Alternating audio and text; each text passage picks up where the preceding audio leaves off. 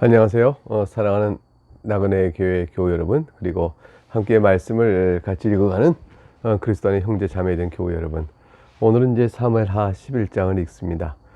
사무엘하 11장부터 20장은 앞에 나왔던 지금까지 읽었던 다윗의 이야기가 좀 사뭇 다릅니다. 지금까지는 다윗의 성공에 관한 이야기였죠. 그래서 하나님께서 함께 하심으로 다윗이 어떤 번영을 누리게 되고 이스라엘에 어떤 복됨이 있었는가를 보여주는 기록들인데, 근데 지금부터 읽는 사무엘하 11장부터 20장은 사뭇 느낌이 완전히 바뀝니다. 그래서 이제 다윗의 이 범죄 얘기가 나오고, 그로 인해서 다윗과 그의 왕가와 이스라엘이 어떤 고통 속에 있게 되는가, 이제 그런 이야기가 이제 전개됩니다. 특별히 이제 오늘 읽는 11장 그 유명한 다윗이 밧세바와 간음한 사건이 기록되고 있습니다. 1절 말씀을 보겠습니다.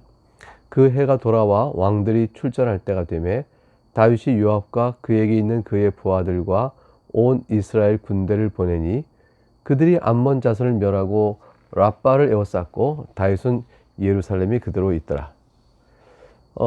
적군의 수도인 랍바를 에워싸고 함락을 하기 직전입니다. 이때가 마침 이제 해가 돌아와서 왕들이 출전할 때가 되었던 시기였습니다. 그러니까 왕은 일정한 기간 동안 쉬고 다시 또 시대가 해가 바뀌면 또 출전하고 뭐 그런 어떤 왕의 출전 계획 일정이 있었던 모양이죠.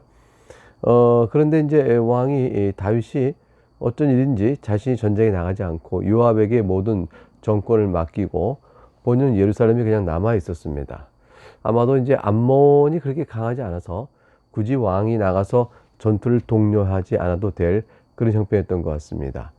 그럼 다윗이 후방에 남아 있었으니 어떻게 시간을 보내야 될까요? 그는 아마도 군대를 위하여 기도하고 많은 희생이 없이 전투가 잘 마무리되고 돌아올 수 있기를 하나님께 기도해야 될 것이죠. 경건한 다윗의 모습을 기대할 수 있습니다. 그런데 오늘 본문을 보니까 다윗은 낮잠을 자고 늦게 일어나고 이렇게 좀 나태한 생활을 하고 있으면서 그만 그런 상황 속에서 왕궁의 지붕 위를 걷다가 목욕 중인 밧세바를 보고 그를 향한 강한 정욕을 느끼게 되는 장면으로 이어져 갑니다. 2절부터 5절을 보죠.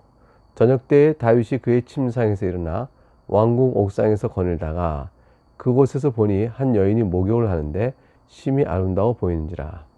다윗이 사람을 보내 그 여인을 알아보게 하였더니 그가 아뢰되 그는 엘리암의 딸이요 햇사람 우리아의 아내 밧세바가 아니니까 하니. 다윗은 밧세바의 목욕 장면을 봤어요. 그것을 봤을 때 다윗의 마음은 밧세바를 향한 그 열정을 금할 수가 없었습니다. 사정 알아보니 그 여인은 자신의 충성스러운 장군인 우리아의 아내였습니다. 그 우리아의 아내였다는 사실을 확인할 수도 불구하고 그 사실 자체가 다윗의 마음을 돌이키지 못했습니다. 그만큼 다윗은 강하게 밧세바에게 끌려갔던 것입니다. 이 다윗의 끌림을 무엇으로 설명할 것인가? 대개 주석가들은 이제 다윗이 밧세바를 탐하게 된 이유가 정욕이다라고 봅니다. 그 이후에 전개된 과정이 다윗이 정욕코 밧세바를 사랑하였다. 어떤 형태로 이렇게 보여줄 것인지에 대해 성경은 그런 부분에 관심이 없습니다. 다윗이 밧세바를 범하였다. 이 사실관계가 참 중요하고 그 범하게 된 사실의 경위를 설명하면서 우리아의 아내였음에도 불구하고 범하였다. 그러니까 다윗이 마땅히 하지 말았어야 될 일이었다. 이런 사실을 드러내는 일에 성경은 초점이 가 있습니다. 4절 다윗이 전령을 보내어 그 여자를 자기에게로 돌아오게 하고 그 여자가 그 부정함을 깨끗하게 하였으므로 더불어 동침하며 그 여자가 자기 집으로 돌아가니라. 여기서 이제 밧세바의 저항은 어땠을까라는 생각을 해보게 되죠. 그런데 사실 왕이 강압적으로 그를 끌고 온 것이고 그러한 위력에 의해서 결국은 밧세바는 다윗의 요구에 승낙하게 되는 형태가 되어지게 되어집니다. 5절 그런데 하필이면 공교롭게도 그 여인이 임신함에 사람을 보내 다윗에게 말하여 이르되 내가 임신하였나이다 하니라. 그때의 그 일이 있은 이후에 다윗은 너무 놀란 일을 경험하게 되죠. 바세바가 하필이면 임신을 하게 된 겁니다. 이 임신이 그냥 우연히 된 일이겠습니까? 하나님께서 섭리하여 그 일을 있게 하신 것이죠. 다윗은 결국 엄청난 죄를 지게 된 거죠. 성경은 결코 이런 맥락을 조금 더 가감없이 기록하여 다윗을 높이고 있지 않습니다.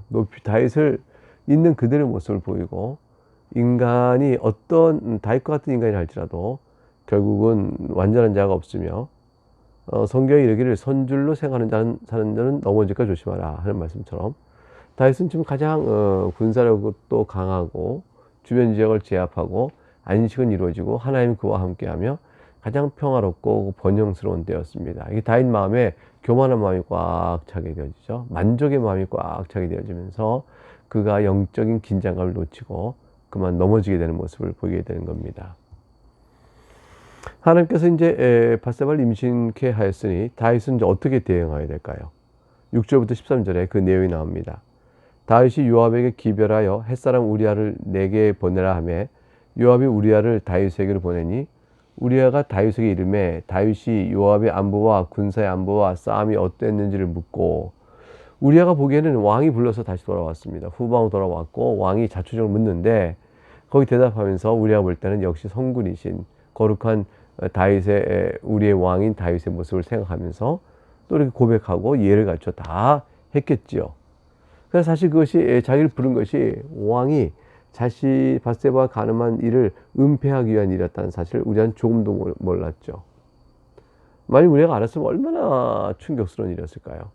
계속 우리아의 관점에서 이 사실을 보게 되면 다윗의 죄악성이 더 가증하게 드러납니다. 8절에 그가 또 우리아에게 이르되 네 집으로 내려가서 발을 씻으라 하니 우리가 왕궁에 나가매 왕의 음식을 뒤따라 가니라. 그러나 우리아는 집으로 내려가지 아니하고 왕궁 문에서 그의 주의 모든 부하들과 더불어 잔지라. 우리아 입장에서는 지금까지 순전하게 다윗이 왕이 자신에게 베풀어준 혜택에도 불구하고 집으로 내려가지 않고 부하들과 함께 잠을 잡니다. 그 이유를 이제 묻게 되죠. 10절. 다윗은 분명히 우리아가 동침을 다시 그날 밤에 바세바와 동침하게 하여 자신의 아이가 가졌던 그것을 우리아의 아기처럼 이렇게 이제 이렇게 만들어 보려고 계획을 세웠던 것인데, 우리아가 너무나 충성된 사람이었습니다. 11절, 10절 어떤 사람이 다윗에게 아뢰되 우리아가 그의 집으로 내려가지 아니하였나이다. 다윗이 우리아에게 이르되 네가 길 갔다가 돌아온 것이 아니냐, 어찌하여 네 집으로 내려가지 아니하느냐 하니, 우리아가 뭐라고 대답할까요? 11절 다윗에게 아뢰되 언약궤와 이스라엘과 유다가 야영 중에 있고 내 주 요압과 내 왕의 부하들이 바깥들에서 진치고 있거늘 내가 어찌 내 집으로 가서 먹고 마시고 내 처와 같이 자리이까? 내가 이 일을 행하지 아니하기로 왕의 살아계심과 왕의 혼의 살아계심을 두고 맹세하나이다 하니라. 다윗은 정말 충성된 일꾼이었죠. 오히려 다윗이 우리아는 얼마나 충성된 종인지 몰라요. 다윗이 우리아의 말을 듣다면 부끄러움에 사로잡혀 돌이켜 들어가 하나님께 크게 엎드려 울며 회개해야 될 그럴 만큼 우리아는 강하게 다윗에게 경건한 자, 이 사태 속에 어둠 속에 있던 다윗과 밝은 빛 속에 있었던 우리아의 모습이 크게 대조되도록 되어 있습니다. 언약궤와 이스라엘과 유다가 야영 중에 있습니다. 내주 요압과 왕의 부하들이 바깥에서 진치고 있습니다. 근데 내가 그런 상황에 후방에 왔다고 어디 집에 가서 먹고 마시겠습니까? 12절 다윗이 뭐라고 반응합니까? 여전히 은폐를 위한 계획을 밀어붙입니다. 다윗이 우리아에게 이르되 오늘도 여기 있으라. 내일은 내가 너를 보내리라. 우리아가 그날에 예루살렘에 머무니라. 이튿날 다윗이 그를 불러서 그 앞에서 먹고 마시고 취하게 하니 저녁 때 그가 나가서 그의 부하들과 더불어 침상에 눕고 그의 집으로 내려가지 아니하니라. 다윗은 적어도 우리아의 말을 듣고도 여전히 또 한 번 우리아가 바세바에 가서 같이 동침하여 자기의 죄를 은폐할 수 있기를 바라는 마음으로 강하게 압박을 합니다. 이미 이제 다윗은 양심이 다 마비가 된 거죠. 그 죄를 짓고 난 다음에 더욱더 그의 양심이 마비가 되어 버렸습니다. 우리아와 이제 동침하게 했으나 이제 이 계획이 실패하고 맙니다. 우리아는 다윗이 한 것보다 훨씬 더 충성심이 가는 훌륭한 장군이었고, 그 이런 상황에 실패하게 되면 다윗은 이내 곧 이것이 하나님께서 자신에게 회개의 기회를 주고 계신 것이다 라고 생각해야 할 것입니다. 그런데 다윗은 더욱더 악한 생각으로 치달아가고 있었습니다. 14절을 보게 됐습니다. 아침이 되매 다윗이 편지를 써서 우리아의 손에 들려 요압에게 보내니 그 편지에 써서 이르기를 너희가 우리아를 맹렬한 싸움에 앞세워두고 너희는 뒤로 물러가서 그로 맞아 죽게 하라 하였더라. 세상에 그 편지에 우리아를 죽이라, 전투에 나가서 자연스럽게 죽도록 하라고 내용을 써서 보낸 겁니다. 그걸 들고 우리아 손에 들려 보낸 거예요. 그 우리아는 이 사실 다 안다고 생각해보세요. 얼마나 기가 막혀요. 자기 아내를 빼앗고 그 죄를 감추려고 자기를 한번 동침케 하기 위해 율법으로 후방을 끌어냈고, 이제 다시 내가 안 간다고 했더니 내 손에 들려 요압에 갖다 주기를 내가 전투 중에 자연스럽게 죽게 된 사람이 되게끔 만들어서 나를 없애려 했다. 이 모든 악한 계획을 세울 만큼 다윗은 완전히 잔인한 사람으로 이제 바뀌어져 있었습니다. 16절. 요압이 그 성을 살펴 용사들이 있는 것을 아는 그곳에 우리아를 두니, 성을 살펴보니까 아주 맹렬한 암몬 중에서 용감한 장군들이 있는 그쪽으로 지금 우리아를 보내버립니다. 그리고 그 성 사람들이 나와서 요압과 더불어 싸울 때에 다윗의 부하중 몇 사람이 엎드러지고 햇사람 우리아도 죽으니라. 요압이 사람을 보내 그 전쟁의 모든 일을 다윗에게 보고할세 그 전령에게 명령하여 이르되 전쟁의 모든 일을 네가 왕께 보고하기를 마친 후에 혹시 왕이 노하여 네게 말하기를 너희가 어찌하여 성에 그처럼 가까이 가 싸웠느냐, 그들이 성 위에서 쏠 줄 알지 못하였느냐, 여루베스의 아들 아빌멜렉을 쳐 죽인 자가 누구냐, 여인 하나가 성에서 맷돌 윗장을 그 위에 던짐에 그가 데베스에서 죽지 아니었느냐, 어찌하여 성에 가까이 갔느냐 하시거든. 네가 말하기를 왕의 종 햇사람 우리아도 죽었나이다 하라. 목적은 거기서 쓰니까 그 목적을 달성해서 그렇게 된 것입니다 라고 보고하라. 그러면 왕의 더 이상 다윗은 추궁하지 못하죠. 22절. 전령이 가서 다윗에게 이르되 요압이 그를 보내 모든 일을 다윗에게 아뢰어 23절. 아르되 그 사람들이 우리보다 우세하여 우리를 향하여 들로 나오므로 우리가 그들을 쳐서 성문하기까지 미쳤더니 활 쏘는 자들이 성에서 왕의 부하들을 향하여 쏘매 왕의 부하 중 몇 사람이 죽고 왕의 종 햇사람 우리아도 죽었나이다 하니, 다윗이 전령에게 이르되 너는 요압에게 이같이 말하기를 이 일을 걱정하지 마라. 칼은 이 사람이나 저 사람이나 삼키느니라. 그 성을 향하여 더욱 힘써 싸워 헌납시키라 하여 너는 그를 담대하게 하라 하니라. 다윗은 더 이상 요압의 죄를 묻지 않습니다. 요압이 자기의 뜻한 말을 완수했다는 사실을 알게 되어지니까 요압을 탓하지 않고 오히려 요압을 격려해 줍니다.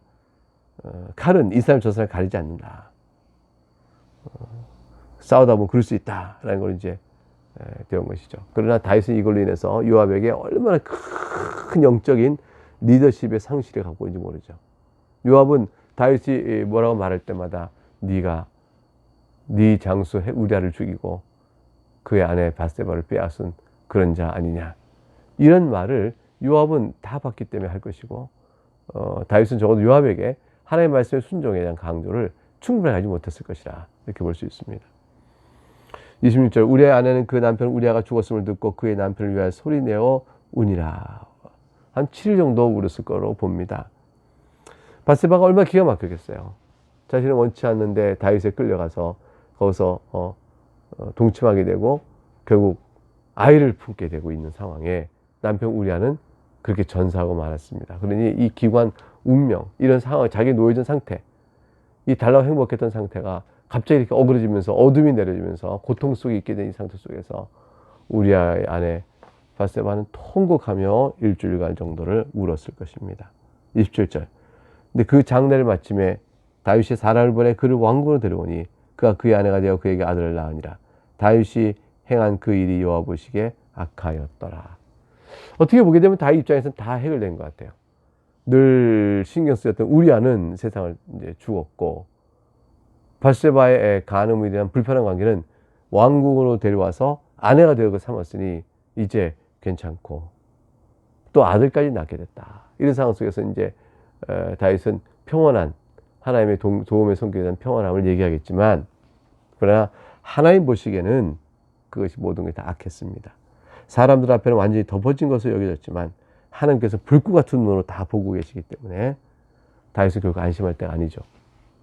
오히려 하나님께서 앞서 주신 기회가 있을 때마다 엎드려서 눈물로 회개하고 참회를 했어야 사는 것입니다. 근데 다윗은 그러지 못했습니다. 그 결과로 하나님의 심한 징계를 받게 된 내용이 그 이하에 나오게 되어집니다. 우리는 손줄로 아는 자는 넘어질까 조심하라는 말씀을 마음에 둬야겠습니다. 영적으로 무엇인가 잘 풀리고 또 그렇게 되면 교만해지고 그래서 악을 범하게 되어집니다. 오늘은 읽은 말씀을 통해서 다윗의 예를 통해서 우리 얼마나 그리스도인이 산자로 여기다가 또 넘어질까 조심하라. 이 세상에 완전한 사람이 없다는 사실을 생각하고 하나님 앞에 회개해야 나갈 일 속에서 커다란 교훈을 우리가 배우게 되어집니다. 다윗이 그렇지 않음에 대해서 그게 벌어질 일들을 이제 다음부터 살펴보기를 하면서요. 오늘 여기서 마치도록 하겠습니다. 네, 감사합니다.